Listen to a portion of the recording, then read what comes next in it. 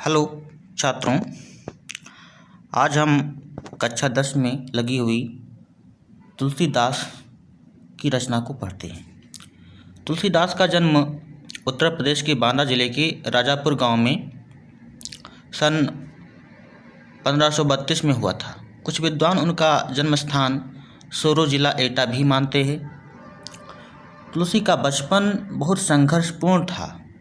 तुलसी की प्रारंभिक वर्षों में ही माता पिता से उनका विछोह हो गया। कहा जाता है कि गुरु कृपा से उन्हें राम भक्ति का मार्ग मिला। वह मानव मूल्यों के उपासक कवि थे। राम भक्ति परंपरा में तुलसी अतुलनीय हैं। रामचरितमानस कवि की अनन्य राम भक्ति और सृजनात्मक कौशल का मनोरम उदाहरण है।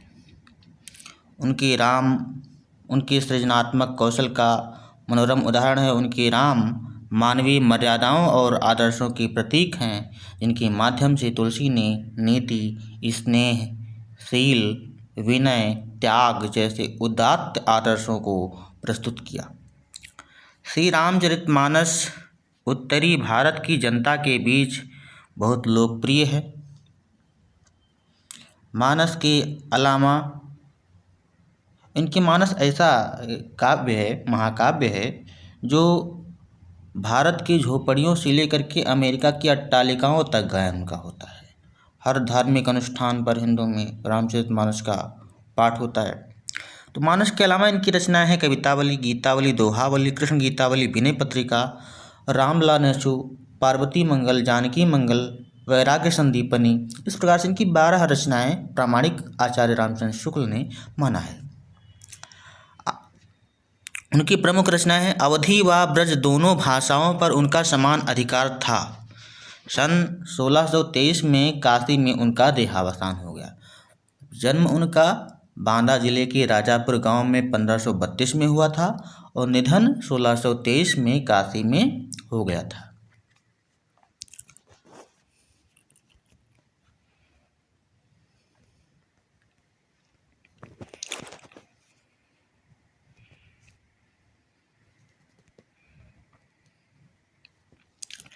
तुलसी ने रामचरितमानस की रचना अवधी में और विनय पत्रिका तथा कवितावली की रचना ब्रजभाषा में की है। मतलब इनकी जो रामचरितमानस है, रामला नेचु है, गीतावली है, दोहावली है, ये सब ब्रजभाषा में है, जबकि विनय पत्रिका और कवितावली, कृष्ण गीतावली, ये सब ब्रजभाषा में देखने को मिलती हैं। उस समय प्रचलित सभी काव्य रूपों को तुलसी की रचनाओं में देखा जा सकता है, चाहे वह मुक्तक काव्य हो या खंड काव्य हो या महाकाव्य हो।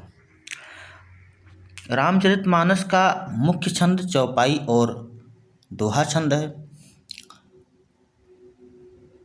उसमें सोरठे भी हैं, हरिकीतिका भी है व अन्य छंद भी पिरोए गए। चौपाई, आपको बता दें चौपाई छंद क्या होता है कि चौपाई छंद यह सममात्रिक छंद होता है। इसमें 4 चरण होते हैं और प्रत्येक चरण में 16-16 मात्राएं होती हैं। दोहा क्या होता है, इसमें भी 4 चरण होते हैं। इसमें पहले और तीसरे में 13-13 मात्राएं और दूसरे और चौथे में 11-11 मात्राएं होती हैं। हम आने वाले वीडियो में आपको दोहा चौपाई के उदाहरण में आपको समझा देंगे कि मात्रा की गणना कैसे की जाती है। ठीक है। विनय पत्रिका की रचना गेय पदों में हुई है। कवितावली में सवैया और कवित्त छंद की छटा देखी जा सकती है। उनकी रचनाओं में प्रबंध और मुक्तक दोनों प्रकार के काव्यों के उत्कृष्ट रूप देखने को मिलते हैं।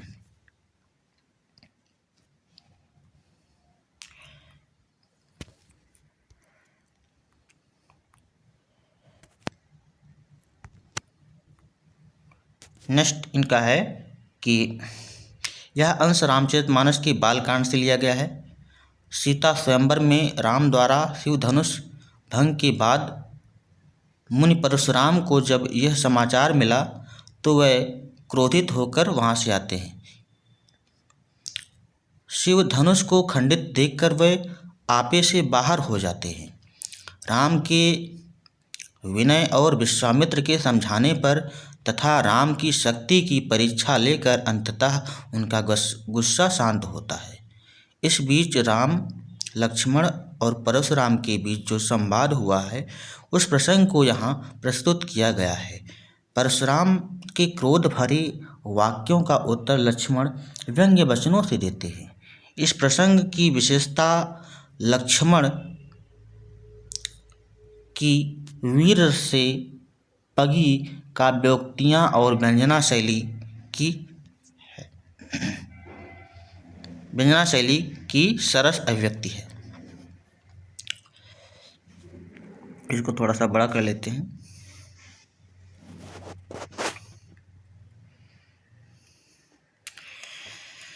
तो आपको स्पष्टता दिखाई दे रहा होगा। यह राम लक्ष्मण परशुराम संवाद उस समय की कथा वर्णित की गई है जब राम लक्ष्मण को राजा दशरथ से विश्वामित्र अपनी यज्ञ रक्षा के लिए लेकर जाते हैं और यज्ञ रक्षा करते समय ही मिथिला अंचल में राजा जनक के यहाँ उनकी पुत्री सीता के स्वयंवर विवाह की रचना होती है। उसमें यह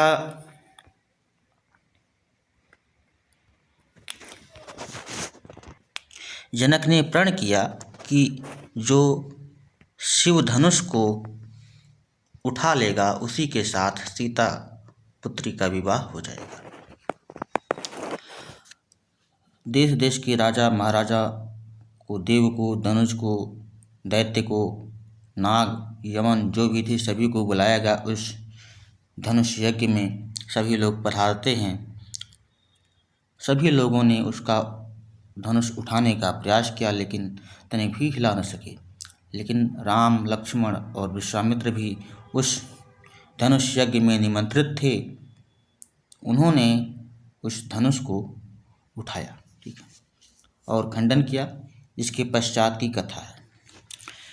नाथ शंभु धनु भंज निहारा, होई क्यों एक दास तुम्हारा। आयस काह कहिए किन मोही, सुनि रिसाई बोले मुनि कोही। सेवक सोच करई सेवकाई, अरि करनी करी करिए लराई। सुनहु राम जेहि शिव धनु तोरा, सहस बाहु सम सो रिपु मोरा।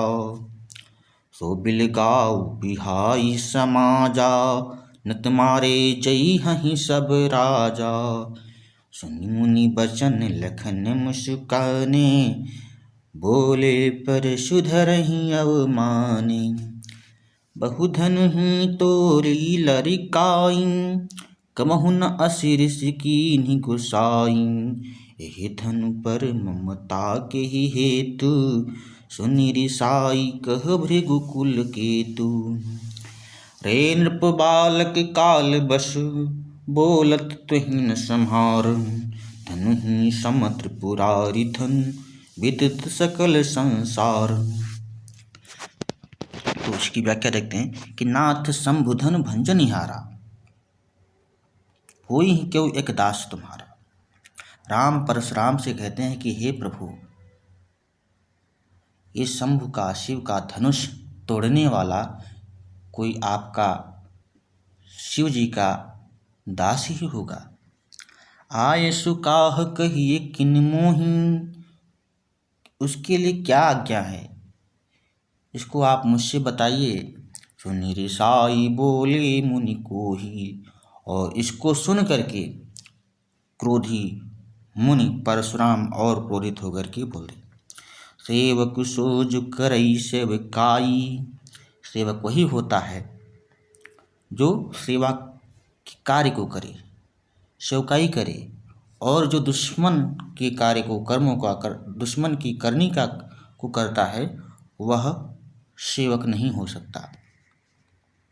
सुनहु राम जेहि शिव धनु तोरा, सहस बाहु सम सो रिपु मोरा। कि हे राम सुनो, जिसने भी शिव धनुष का खंडन किया है वह सहस बाहु के समान मेरा दुश्मन है। सो बिल गाई बिहाई समाजा, नत मारे जई हहि सब राजा। कि उसको इस राज समाज से तुरंत बाहर कर दिया जाए, नहीं तो जितने भी राजा यहाँ पर उपस्थित हैं सभी राजा मारे जाएंगे। सुनि मुनि बचन लखन मुस्काने, बोले पर सुधरहि अवमाने। ऐसे मुनि के वचनों को सुनकर लक्ष्मण जी मुस्कुराने लगते हैं और उनकी अवमानना करते हुए बोल पड़ते हैं कि बहु धन ही तोरी लरिकाई, कबहु न असिरिस कीन्हि गोसाई। कि हे मुनि श्रेष्ठ, मैंने लड़कपन में बचपन में तो बहुत धन ही तोड़ी, लेकिन आज तक कभी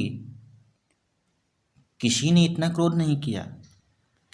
यही धनु पर ममता के ही हेतु, सुनिरसाई कह भृगुकुल केतु।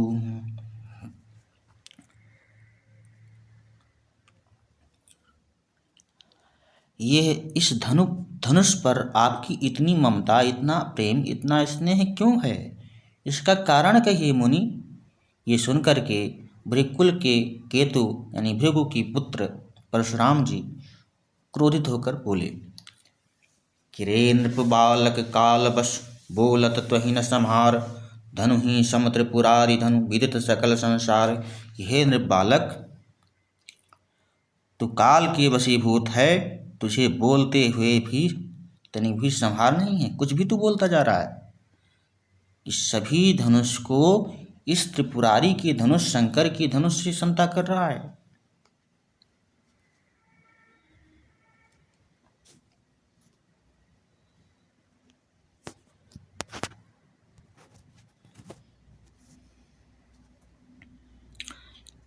नेक्स्ट देखिए, लखन कहा हंसी हमरे जाना, सुनहु देव सब धनुष समाना। का क्षति लाभु जून धनु तोरे, देखा राम नयन के भोरे। छुअत टूट रघुपति न दोषु, मुनि बिनु काज करिए कत रोषु। बोले चितई परसु की ओरा, रेसठ सुनहि सुभाउ न मोरा। बालक बोली बधौ नहीं तोहि, केवल मुनि जड़ जानहि मोहि। बाल ब्रह्मचारी अति क्रोही, विष विदित क्षत्रिय कुल द्रोही। भुज बल भूमि भूप बिनु कीन्हि, विपुल बार मही देवन दीन्हि। सहस बाहु छे भुज छेद निहारा, परस बिलो की महीप कुमारा। मात पितहि जन सोच बस, करसि महिष किशोर। गर्भन के अर्भक दलन, परस मोर अति घोर। लखन कहा हंसी हमरे जाना, सुनहु देव सब धनुष समाना। लक्ष्मण जी कहते हैं कि हे मुनिश्रेष्ठ, हमारे सोच के अनुसार, हमारे चिंतन के अनुसार तो सभी धनुष एक समान ही होते हैं, और इस धनुष के टूट जाने से आपको क्या नुकसान हो गया या मेरा क्या लाभ हो गया, इसका तो मुझे अंदाज़ा नहीं। देखा राम नयन के भोरे, और राम जब ऐसा कहते हुए देखते हैं तब उनको थोड़ा सा कनखी देते हैं, न बोलने के लिए रोकते हैं, बोलने के लिए रोकते हैं। कि छुअत टूट रघुपति ही न दोषु, मुनि बिनु काज करिए कत रोषु। ये जो धनुष टूट गया है, इसमें तनिक भी रघुपति श्री रामचंद्र जी का दोष नहीं था।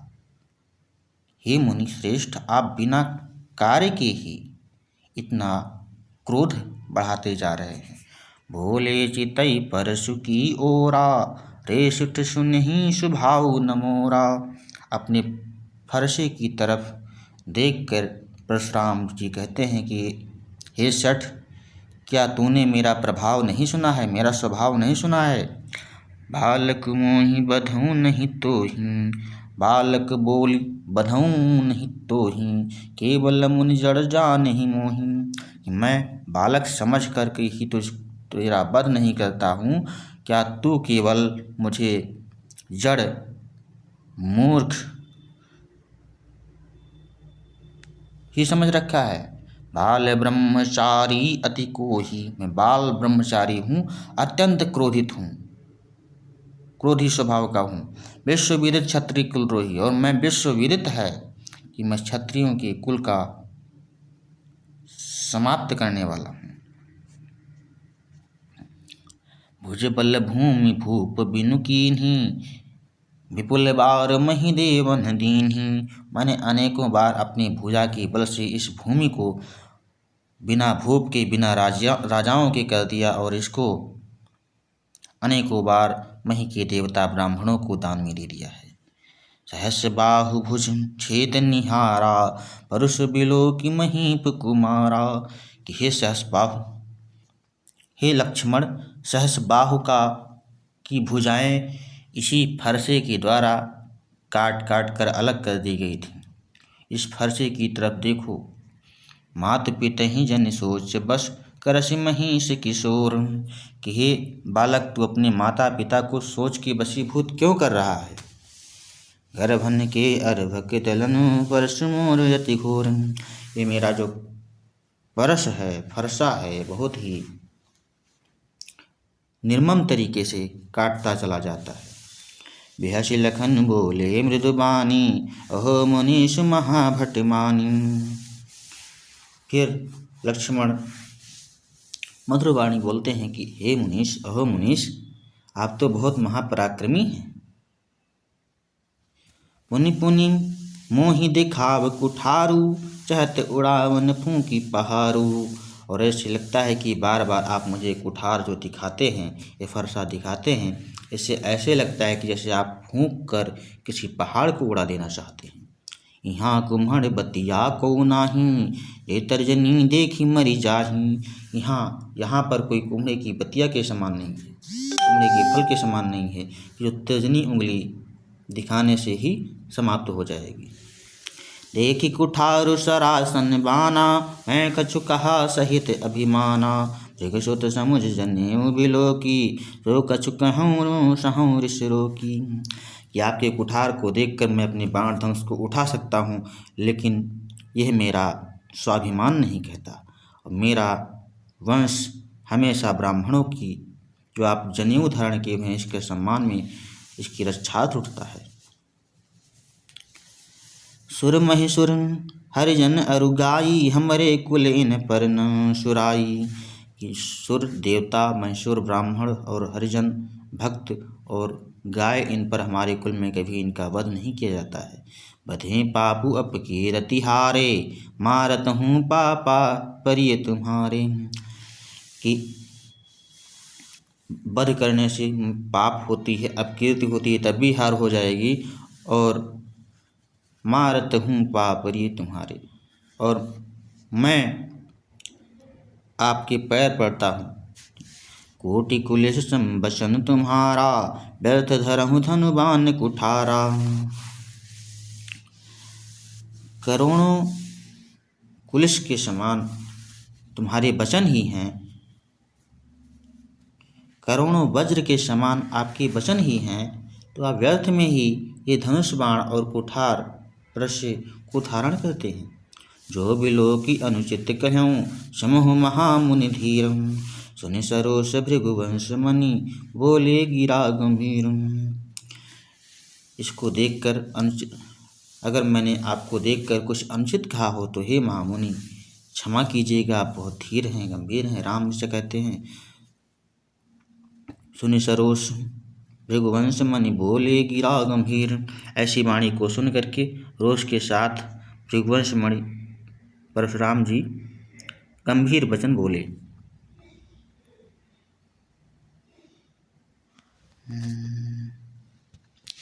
तो ये हो गया आपका पाठ राम लक्ष्मण परशुराम संवाद। और इससे संबंधी कुछ क्वेश्चन है कि परशुराम के क्रोध करने पर लक्ष्मण ने धनुष के टूट जाने के लिए कौन कौन से तर्क दिए। तो इसके लिए कई तर्क दिया कि धनुष पुराना था, टूट गया, इसमें राम का कोई दोष नहीं है। परशुराम के क्रोध करने पर राम और लक्ष्मण की जो प्रतिक्रियाएं हुई उनके आधार पर दोनों के स्वभाव की विशेषताएं लिखी। तो राम और राम का स्वभाव बहुत ही सरल और विनम्र है। लक्ष्मण का स्वभाव थोड़ा उग्र है। परशुराम क्रोधी प्रवृत्ति के व्यक्ति हैं। लक्ष्मण और परशुराम के संवाद का जो अंश आपको सबसे अच्छा लगा उसे अपने शब्दों में संवाद शैली में लिखिए। परशुराम ने अपने विषय में क्या क्या कहा, ठीक है, पद्यांश के आधार पर लिखिए। तो बाल ब्रह्मचारी अति क्रोधी कि मैं बालपन से ही ब्रह्मचर्य व्रत का पालन कर रहा हूँ, अत्यंत क्रोधी स्वभाव का हूँ, विश्व विदित क्षत्रिय कुलद्रोही और विश्व में विख्यात है कि मैं क्षत्रियों का अनेकों बार धरती से समाप्त कर चुका हूँ। भुजबल भूमि भूप बिन कीन्ही, मैंने अनेकों बार अपनी भुजाओं के बल से राजाओं की बिना पृथ्वी को कर दिया। विपुल बार महे देवंदिनी, और अनेकों बार मैंने ब्राह्मणों को दान में कर दिया। सहस बाहुभुज छेद निहारा, परश विलोक महेश कुमारा की हे महेश कुमार लक्ष्मण, एक बार मेरे फरसे की तरफ देखो, इससे मैंने सहस बाहु के भुजाओं को काट डाला था। ठीक है। लक्ष्मण ने वीर योद्धा की क्या क्या विशेषताएं बताई हैं कि वो ज़्यादा बातें नहीं करते हैं, करनी करते हैं। ठीक है। राम साहस और शक्ति के साथ विनम्रता हो तो बेहतर है, इस कथन पर आपने विचार लिखिए। ठीक है, तो इस पर आप करिएगा। और यहीं क्लास पर हम अपनी वाणी का विराम लेते हैं। मिलते हैं नेक्स्ट क्लास में। बहुत बहुत धन्यवाद।